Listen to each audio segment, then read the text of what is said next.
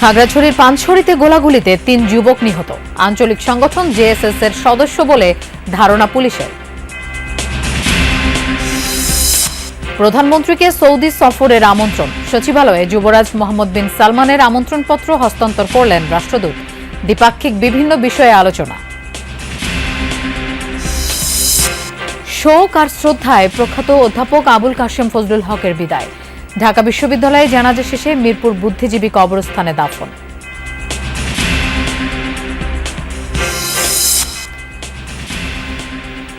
বিশ্বকাপের শেষ ১৬তে রাত ১টায় মুখোমুখি হচ্ছে আইবেরিয়ান দুই পরাশক্তি পর্তুগাল ও স্পেন। ডু অর ডাই ম্যাচে ভোরে বেলজিয়ামের প্রতিপক্ষ স্বাগতিক যুক্তরাষ্ট্র।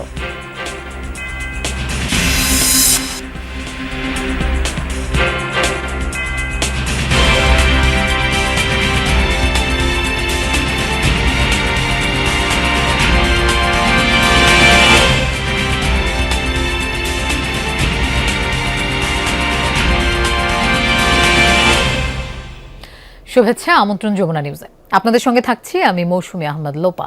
এতক্ষণ শিরোনাম দেখছিলেন। খাগড়াছড়ির পানছড়িতে প্রতিপক্ষের গুলিতে নিহত হয়েছেন ৩ যুবক। তারা পাহাড়ের আঞ্চলিক সংগঠন জেএসএস এর সদস্য বলে প্রাথমিকভাবে জানা গেছে। তবে এখনও নিহতদের নাম পরিচয় জানা যায়নি। বেলা ১২টার দিকে উপজেলার মধুমঙ্গলপাড়ায় এই ঘটনা ঘটে। স্থানীয়রা জানায় ওই ৩ যুবক বাজার থেকে ফেরার পথে প্রতিপক্ষ তাদের লক্ষ্য করে গুলি চালায়। এতে ঘটনাস্থলেই নিহত হন তারা। পানছড়ি থানার ভারপ্রাপ্ত কর্মকর্তা ফেরদৌস ওয়াহিদ জানান, তদন্তের পর বিস্তারিত জানা যাবে। ঘটনার পর মধুমঙ্গল পাড়া এলাকায় থমথমে পরিস্থিতি বিরাজ করছে।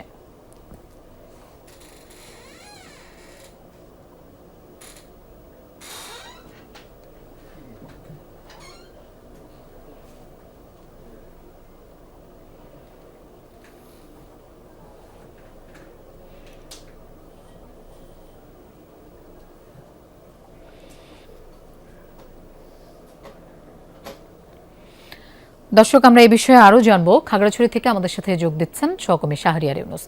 শাহরিয়ার, নিহত ৩ যুবকের পরিচয় জানা গেছে কিনা?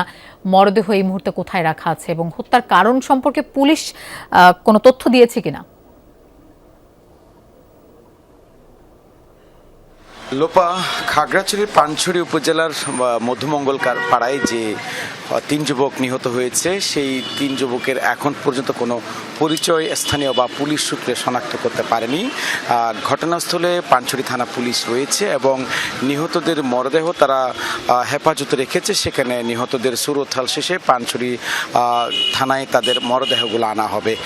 আর আমরা স্থানীয় সূত্র থেকে দুপুর থেকে যা জানছিলাম, নিহত ৩ যুবক হচ্ছে জেএসএস সন্তুল আর্মা সমর্থিত পার্বত্য চট্টগ্রাম জনসংহতি সমিতির সদস্য এবং তারা গত কিছুদিন আগে জেএসএস থেকে দলছুট হয়ে তারা স্বাভাবিক জীবনে ফিরছিলেন, এমনটি আমরা তথ্য জানছিলাম। সেই ধারাবাহিকতায় তারা আজকে তাদের নিজ বাড়ি থেকে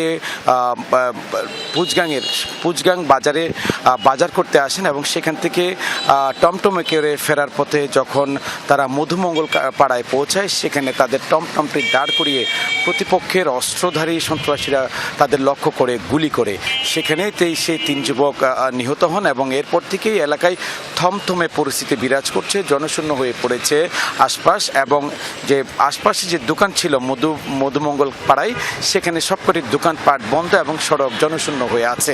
তবে ওই এলাকায় এই মুহূর্তে আমরা সবশেষ পুলিশ প্রশাসন থেকে যে তথ্যটুকু জানতে পেরেছি, সেটা হচ্ছে তারা বলছেন যে আঞ্চলিক সংগঠনগুলোর আধিপত্য বিস্তারকে ঘিরেই এই ঘটনা ঘটতে পারে। নিহতদের পরিচয় শনাক্তের জন্য তারা কাজ করছেন। এছাড়া তারা মূলত বর্তমানে কোন আঞ্চলিক সংগঠনের সাথে জড়িত সে বিষয়টি তারা খোঁজখবর রাখছেন। তবে স্থানীয় আরেকটি সূত্রে আমি নিহতদের মধ্য থেকে একজনের পরিচয় জানতে পেরেছি। তার নাম রিপন চাকমা। তিনি রাঙামাটির বাঘাইছড়ি উপজেলার কাঁচালংয়ের বাসিন্দা বলে সেটা আমরা জানতে পেরেছি। তবে এই ঘটনা নিয়ে জেএসএস, ইউপিডিএফ সহ পাহাড়ের যে আঞ্চলিক 4টি সংগঠন রয়েছে, তারা কেউ আনুষ্ঠানিক কোনো বিবৃতি দেয়নি এবং তারা কেউ এই নিহত 3 যুবক তারা কারা, কোন সংগঠনের সাথে জড়িত এবং তারা আসলে তাদেরকে কারা কিভাবে কেন হত্যা করা হয়েছে সে বিষয়টি কোনো সংগঠনেই কথা বলেনি। তবে আমরা স্থানীয়ভাবে জানছিলাম জেএসএস এর যেহেতু দলছুট হয়েছে, জেএসএস এই হত্যাকাণ্ডটি ঘটাতে পারে। তবে আরেকটি সূত্র বলছে তারা মূলত ইউপিডিএফই তাদেরকে এই ঘটনা ঘটাতে পারে। সেটি আমাদেরকে বিভিন্ন স্থানীয় সূত্রে আমরা বিচ্ছিন্নভাবে যে তথ্যগুলো পাচ্ছিলাম সেই তথ্যগুলো আমরা এই মুহূর্তে তুলে ধরছি। তবে আরেকটি তথ্য জানাতে চাই, নিহতদের বিষয়ে ওখানকার আইন শৃঙ্খলা বাহিনী, পুলিশ সর্বোচ্চ খোঁজখবর রাখছেন এবং এলাকার পরিস্থিতি স্বাভাবিক রাখার জন্য চেষ্টা চালিয়ে যাচ্ছেন। আপনাকে ধন্যবাদ আমাদের সাথে যোগ দেওয়ার জন্য। প্রধানমন্ত্রী তারেক রহমানকে সৌদি আরব সফরের আমন্ত্রণ জানিয়েছেন দেশটির যুবরাজ মোহাম্মদ বিন সালমান। অবশ্য কবে নাগাদ প্রধানমন্ত্রী যাবেন তা পরে নির্ধারিত হবে, জানিয়েছেন পররাষ্ট্র উপদেষ্টা হুমায়ুন কবির। সকালে প্রধানমন্ত্রী তারেক রহমানের সঙ্গে সৌদি রাষ্ট্রদূতের সাক্ষাতের পর পররাষ্ট্র মন্ত্রণালয়ে সাংবাদিকদের একথা জানান উপদেষ্টা। সকালে সচিবালয়ে প্রধানমন্ত্রীর সঙ্গে সাক্ষাৎ করেন সৌদি আরবের রাষ্ট্রদূত ডক্টর আবদুল্লাহ জাফর এইচ বিন আবিয়া। এ সময় দেশটির ক্রাউন প্রিন্সের আমন্ত্রণপত্র প্রধানমন্ত্রী তারেক রহমানের হাতে তুলে দেন তিনি। সাক্ষাৎকালে উপস্থিত ছিলেন পররাষ্ট্রমন্ত্রী ডক্টর খলিলুর রহমান, প্রধানমন্ত্রীর পররাষ্ট্র বিষয়ক উপদেষ্টা হুমায়ুন কবির এবং ঢাকায় নিযুক্ত সৌদি আরবের উপরাষ্ট্রদূত ইব্রাহিম আবদুল্লাহ। পরে সৌদি রাষ্ট্রদূতের সাক্ষাতের বিষয়বস্তু গণমাধ্যমের সামনে তুলে ধরেন পররাষ্ট্র উপদেষ্টা। বলেন, রিয়াদের সঙ্গে একটি শক্তিশালী বন্ধুত্বপূর্ণ সম্পর্ক রয়েছে ঢাকার। ভবিষ্যতে দুদেশের পারস্পরিক ও অর্থনৈতিক সম্পর্ক আরও উচ্চতায় যাবে এমন আশা প্রকাশ করেন উপদেষ্টা। জানান, সাক্ষাতের সময়ে উঠে এসেছে মধ্যপ্রাচ্য প্রসঙ্গ।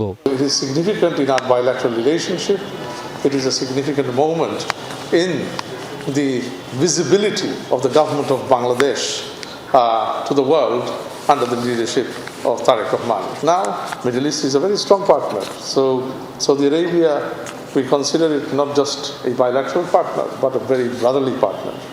And, with Saudi Arabia, we will work very closely in our tenure in government. প্রধানমন্ত্রীকে সৌদি আরব সফরে আমন্ত্রণ জানিয়েছেন যুবরাজ মোহাম্মদ বিন সালমান, এমনটাও জানান পররাষ্ট্র উপদেষ্টা। Extended an invitation from His Highness the Crown Prince to our Honorable Prime Minister Tariq Rahman to visit the Kingdom of Saudi Arabia. What is significant here is that expressions of interest of both ways. Our Honorable Prime Minister has accepted the invitation from the Kingdom of Saudi Arabia, which His Highness has extended, the Crown Prince. Riaz Raihan, Jamuna News, Dhaka. দেশকে উন্নত করার পরিকল্পনা নিয়েই সরকার পরিচালনা করছেন প্রধানমন্ত্রী তারেক রহমান। পল্লী উন্নয়ন বর্তমান সরকারের অন্যতম এজেন্ডা। জাতীয় পল্লী উন্নয়ন দিবসের অনুষ্ঠানে এসব কথা বলেন স্থানীয় সরকার ও পল্লী উন্নয়ন মন্ত্রী মির্জা ফখরুল ইসলাম আলমগীর। তিনি জানান, বিগত ফ্যাসিস্ট সরকার উন্নয়নের নামে অর্ধেক কাজ করেছে আর বাকিটা নিজেদের পকেটে পড়েছে। দুর্নীতিকে না বলার আহ্বানও জানান মির্জা ফখরুল।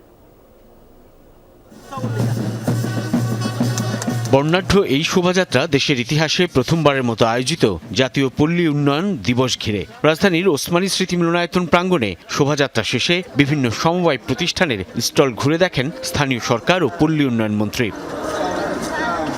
পরে মিলনায়তনে অনুষ্ঠিত আলোচনায় বাংলাদেশ রুরাল ডেভেলপমেন্ট বোর্ড বিআরডিবির বিভিন্ন সেবাগ্রহীতারা তুলে ধরেন নিজেদের দাবি আর মতামত। সমবায় হিসাবে সরকার কোনো ভর্তুকি সুবিধা পায় না, তাই এই সমবায়ের প্রতি মানুষের আগ্রহ আগের মতো নেই।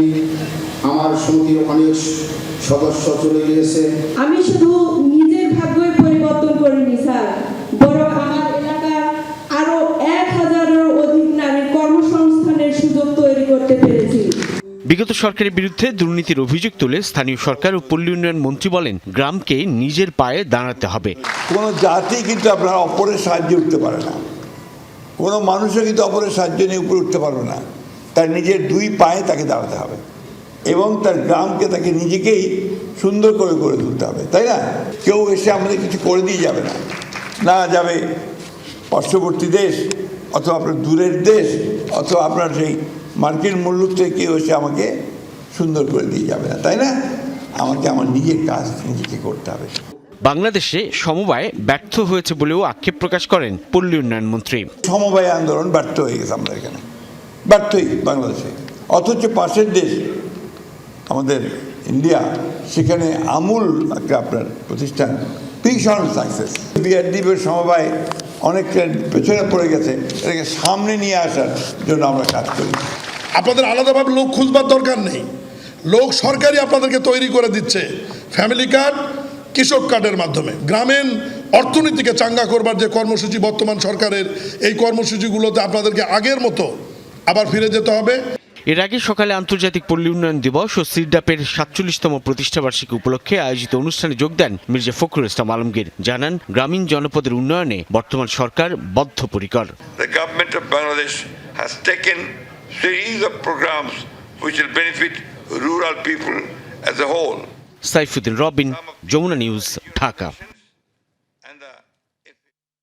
গাজীপুরের কালীগঞ্জে অনুষ্ঠিত হচ্ছে জুলাই বিপ্লবীদের মহাসমাবেশ। সেখানে আছেন আমাদের সহকর্মী পলাশ প্রধান। আমরা তার কাছে যাচ্ছি। পলাশ, জুলাই বিপ্লবীদের মহাসমাবেশে কারা কারা যোগ দিয়েছেন, আয়োজন সম্পর্কে একটু বিস্তারিত জানতে চাই। লোপা, কিছুক্ষণের মধ্যেই আসলে সকল নেতাকর্মী উপস্থিত হবেন। তবে বেশ অনেক নেতাকর্মী আসলে উপস্থিত হয়েছে। কালীগঞ্জ যে সরকারি শ্রমিক কলেজ রয়েছে সেখানে থেকেই মূলত একটি পদযাত্রা হবে। এখান থেকে পদযাত্রা হয়ে কালীগঞ্জ সদর বাস স্টেশন যে একটি মাঠ রয়েছে সেখানে মূলত তাদের একটি সমাবেশ হবে। সেখান থেকেই সারা দেশব্যাপী তাদের যে পদযাত্রা রয়েছে, কর্মসূচি রয়েছে, সেই কর্মসূচি আজকে এখান থেকে মূলত আনুষ্ঠানিকভাবে ঘোষণা করা হবে। যে জন্য বলা হয়েছে যে সকল নেতাকর্মীরা এখানে এসে উপস্থিত হয়েছে। কিছুক্ষণের মধ্যে সেটি তারা এই কলেজ মাঠ থেকেই তাদের যে পদযাত্রা রয়েছে সেটি শুরু করবে।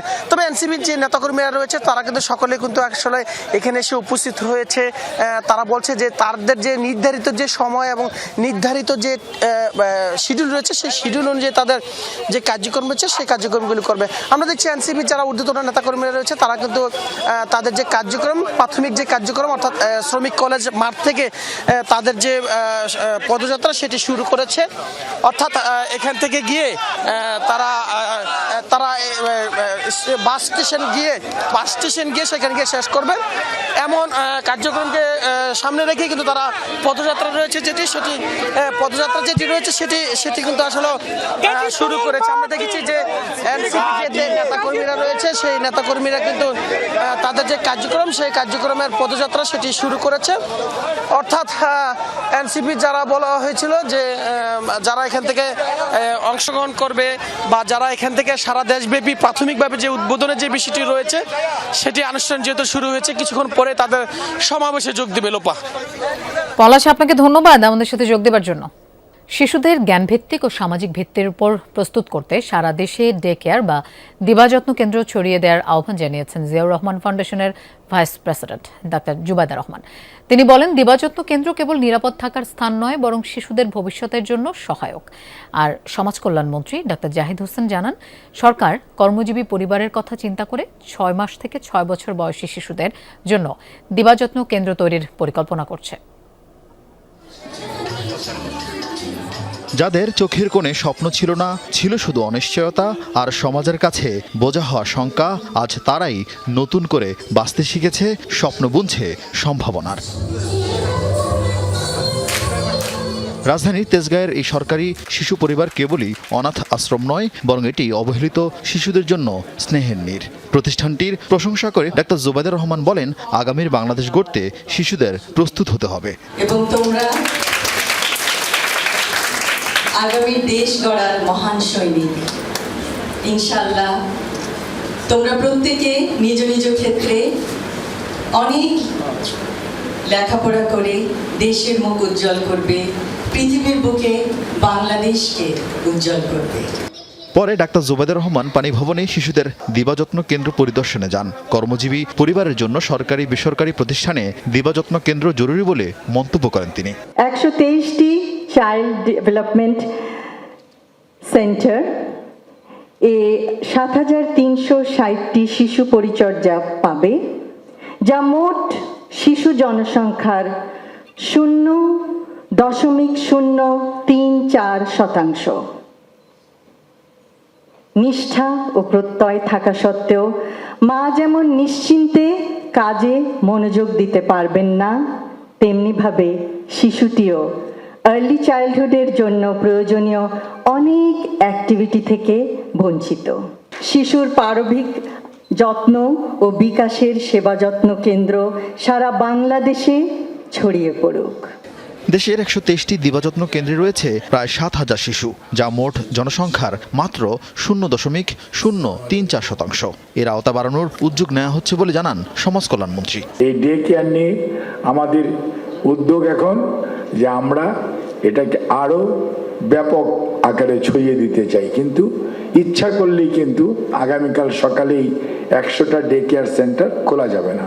এটার জন্য প্রয়োজন প্রশিক্ষিত জনবল, এটার জন্য প্রয়োজন, এইটির জন্য সত্যিকার অর্থে একটু সময় লাগবে। তবে আমরা খুবই কমিটেড, ইনশাআল্লাহ বর্তমান প্রধানমন্ত্রীর নেতৃত্বে আমরা স্বল্পতম সময়ে আমরা চেষ্টা করব। কর্মজীবী পরিবারের জন্য সরকার বাজেট বরাদ্দ করার চেষ্টা করছে বলে অনুষ্ঠানে জানান পানি সম্পদ মন্ত্রী শহীদউদ্দিন চৌধুরী। বাজেট বরাদ্দ বৃদ্ধি পাবে এবং প্রত্যেকটা জেলায়, প্রত্যেকটা উপজেলায় আমরা যেন প্রান্তিক লেভেলে সবাইকে সচেতন করে রাখতে পারি। আরিফিন শাকিল, যমুনা নিউজ, ঢাকা। সারা দেশে 10 লাখ চোখের ছানি অপারেশন করা হবে, যাদের পরবর্তীতে বিনামূল্যে লেন্স দেওয়া হবে বলে জানিয়েছেন স্বাস্থ্য প্রতিমন্ত্রী এম এ মুহিত। সচিবালয়ে প্রধানমন্ত্রী তারেক রহমানের সাথে আন্তর্জাতিক চক্ষু সেবা প্ল্যাটফর্ম IAPB এর প্রধান নির্বাহী কর্মকর্তা পিটার হ্যালান্ডের সাথে সৌজন্য সাক্ষাৎ শেষে তিনি এমনটা জানান। বলেন, স্কুল শিক্ষার্থীরা, বিশেষ করে গ্রামীণ এলাকায় শিশুরা চোখের জটিলতায় পিছিয়ে পড়ে। এ ব্যাপারে সরকারের নেওয়া পদক্ষেপে IAPB এর সহযোগিতা চাওয়া হয়েছে। বৈঠকে দেশের চক্ষু সেবার উন্নয়ন ও আগামী নভেম্বরে অনুষ্ঠিতব্য গ্লোবাল সামিট নিয়েও আলোচনা হয়। বৈঠক শেষে জানানো হয়, আগামী নভেম্বরে অনুষ্ঠিতব্য এই গ্লোবাল সামিটে বাংলাদেশ কো-হোস্ট বা সহ আয়োজক হিসেবে অংশ নেবে, যেখানে উপস্থিত থাকবেন প্রধানমন্ত্রী।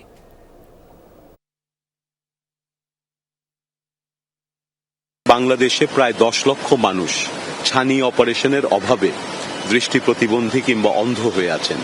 তাদের জন্য আমরা দেশব্যাপী সুলভ মূল্যে, বিনামূল্যে কিভাবে ছানির অপারেশনের ব্যবস্থা করা যায় সেই কর্মসূচি নিব। The first ever Global Summit for Eye Health will be held on the 2nd of November in Antigua, hosted by the government of Antigua.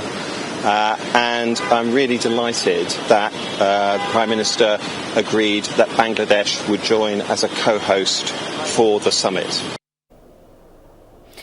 Mirpur শহীদ বুদ্ধিজীবী কবরস্থানে দাফন করা হলো প্রখ্যাত শিক্ষাবিদ, সাহিত্য সমালোচক ও চিন্তক অধ্যাপক আবুল কাশেম ফজলুল হককে।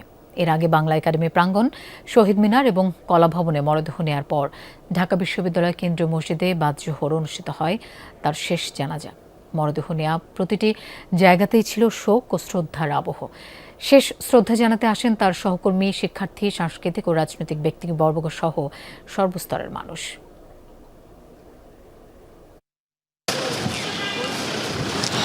জ্ঞানচর্চা, সাহিত্য সমালোচনা ও মুক্তবুদ্ধির অনুশীলনে অধ্যাপক আবুল কাশেম ফজলুল হক ছিলেন দেশের অন্যতম প্রভাবশালী চিন্তক। তার মৃত্যুতে শিক্ষা, সাহিত্য ও সাংস্কৃতিক অঙ্গনে নেমে এসেছে শোকের ছায়া। এত আকস্মিক চলে যাবেন আমরা কেউ ভাবিনি। আমাদের জন্য একটা ভীষণ অপূরণীয় ক্ষতি হয়ে গেল। তরুণদেরকে সবসময় নতুন নতুন বিষয় নিয়ে গবেষণার ব্যাপারে দৃষ্টি আকর্ষণ করতেন। বাংলা একাডেমি থেকে আমরা চেষ্টা করব একটা জাতীয় শোক সভা প্রথম করতে।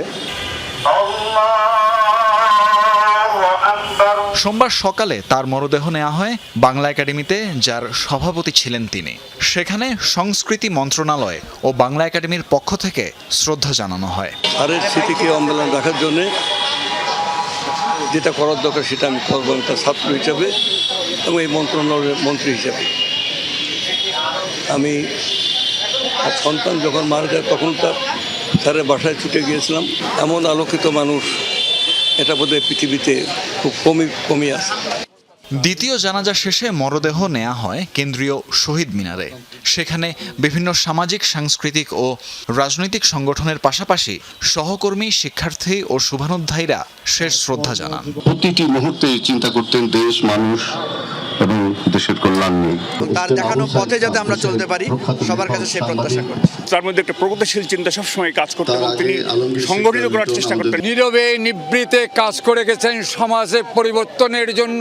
বাঙালি এবং বাংলাদেশকে অনেক কিছু আরো দেওয়ার ছিল, সেটি আমরা অপূরণীয় থেকে গেল। তিনি সমাজ সভ্যতা এবং তার উন্নয়নে যেভাবে চিন্তা করতেন আমি হয়তো তার ধারে কাছে নাই। আমাদেরকে কি ওনারা একটা শূন্যতার মধ্যে রেখে যাচ্ছেন? মননশীলতা জাগিয়ে তোলবার ক্ষেত্রে তিনি বলতেন নিরলস তিনি ভূমিকা পালন করে এসেছেন। সবাইকে নিয়ে আমার বাবা কাজ করতে চেয়েছিলেন, সবসময় চেষ্টা করেছেন। আমার নানা ভাইয়ের অবদান আমি অস্বীকার করতে পারি না। বৃষ্টির কারণে অপরাজেয় বাংলার পাদদেশের পরিবর্তে ঢাকা বিশ্ববিদ্যালয়ের কলাভবনে নেওয়া হয় তার মরদেহ। সেখানে বিশ্ববিদ্যালয়ের শিক্ষক ও বিভিন্ন সংগঠনের পক্ষ থেকে জানানো হয় শেষ শ্রদ্ধা। তার যে সমস্ত সমাপ্ত কর্ম আছে সেগুলোকে বাংলা বিভাগের চেয়ারম্যান মহোদয়কে অনুরোধ করব এবং বাংলা বিভাগের শিক্ষকদের অনুরোধ করব এবং একই সাথে ঢাকা বিশ্ববিদ্যালয়ে আমরা আছি তারা সবাইকে আমরা এই তার কাজটিকে সামনে এগিয়ে নিয়ে যাব। পরে ঢাকা বিশ্ববিদ্যালয় কেন্দ্রীয় মসজিদে শেষ জানাজা শেষে মিরপুর শহীদ বুদ্ধিজীবী কবরস্থানে চিরনিদ্রায় শায়িত করা হয় অধ্যাপক আবুল কাশেম ফজলুল হককে। তানভীর মৌসুম, যমুনা নিউজ, ঢাকা। শিক্ষার্থীরা ডিসেম্বরে যখন ফাইনাল পরীক্ষা দেবে তখনই তাদের কাছে বই পৌঁছে দেয়া হবে, এমনটাই জানিয়েছেন শিক্ষামন্ত্রী এহসানুল হক মিলন। বলেন, প্রধানমন্ত্রীর নির্দেশ 30 নভেম্বরের মধ্যে পাঠ্যপুস্তক প্রস্তুত থাকতে হবে। সকালে সচিবালয়ে প্রধানমন্ত্রীর সঙ্গে পাঠ্যপুস্তক প্রকাশ কার্যক্রমের অগ্রগতি পর্যালোচনা সংক্রান্ত সভা শেষে এমনটাই জানান শিক্ষামন্ত্রী। তিনি বলেন, নতুন বছরের শুরুতেই যেন শিক্ষার্থীদের হাতে বই তুলে দেয়া যায় সে বিষয়ে সভা হয়েছে। ছাপাখানার চ্যালেঞ্জ বিষয়ক ইস্যুতে আগে থেকেই প্রস্তুত সরকার। টেন্ডার প্রক্রিয়া চলমান, আগস্টের শুরুতেই অর্ডার দিয়ে দেয়া হবে যেন বই ছাপানোর কাজ দ্রুত শুরু করা যায়। তিনি আরও বলেন, কারিকুলামে কিছুটা পরিমার্জন আসছে, আলাদা আলাদা শ্রেণীতে 4টি বই নতুন আসছে। ভাষা শিক্ষা বিষয়টিতে শিক্ষক নিয়োগ চ্যালেঞ্জিং, এখনও কাজ শুরু হয়নি, আগামী বছর থেকে এই নিয়োগের কাজ শুরু হবে।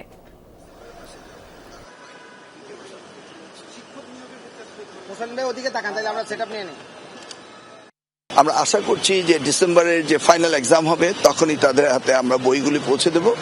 মাননীয় প্রধানমন্ত্রীর নির্দেশ 30 নভেম্বরের মধ্যেই আমাদেরকে রেডি থাকতে হবে নতুন পাঠ্যপুস্তক নিয়ে। রাজধানীতে হানি ট্র্যাপ বা প্রেমের ফাঁদে ফেলে ব্ল্যাকমেইল ও অর্থ আদায়ের অভিযোগে একটি সংঘবদ্ধ চক্রের 5 সদস্যকে গ্রেফতার করেছে ডিএমপির ডিবি সাইবার বিভাগ। গ্রেফতারকৃতদের কাছ থেকে ওয়াকিটকি, মোবাইল ফোন ও নগদ টাকা উদ্ধার করা হয়েছে।